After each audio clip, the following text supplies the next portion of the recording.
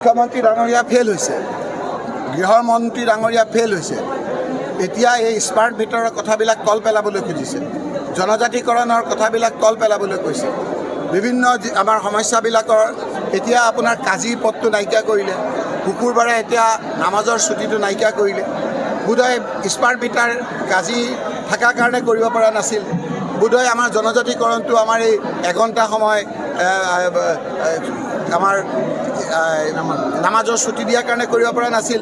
এইবিলাকতো এতিয়া হেঙাৰ গ'ল।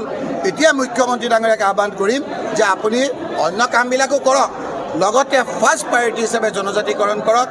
স্মাৰ্ট মিটাৰটো উঠাই দিয়ক, ৰাইজৰ জ্বলা গলা খুৱাইছে। মূল্য বৃদ্ধিটো আপুনি ৰোধ কৰক। 350-51 টকা কৰিম বুলি কৈছিল, আজিৰ তাৰিখত বোধহয় 400 টকাতকৈ ওপৰ কৰিব লাগে। এই কথাবিলাকত মন কাণ দিবৰ কাৰণে মুখ্যমন্ত্ৰী ডাঙৰীয়াক অনুৰোধ কৰিম। মুখ্যমন্ত্ৰী ডাঙৰীয়াই আইন শৃংখলা পৰিস্থিতি শোচনীয় হৈছে। তেওঁ মুখ্যমন্ত্ৰী হিচাপে তেওঁ পৰ্টফলিঅ নথকাকৈ চলাব পাৰে। তেওঁ গৃহমন্ত্ৰীটো বেলেগ এজনক দায়িত্ব দিয়ক।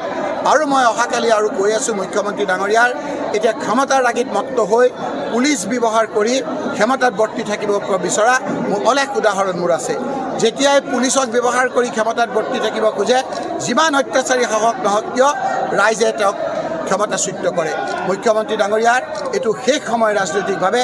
সেইকাৰণে তেওঁ ধন-জনৰ লগত ক্ষমতাৰ ৰাগিত মত্ত হৈ পুলিচ ব্যৱহাৰ কৰি যি ৰাজনৈতিক পাশা খেল আৰম্ভ কৰিছে, এইবাৰ সকলোৱে লাগি আমি তেওঁক পৰাস্ত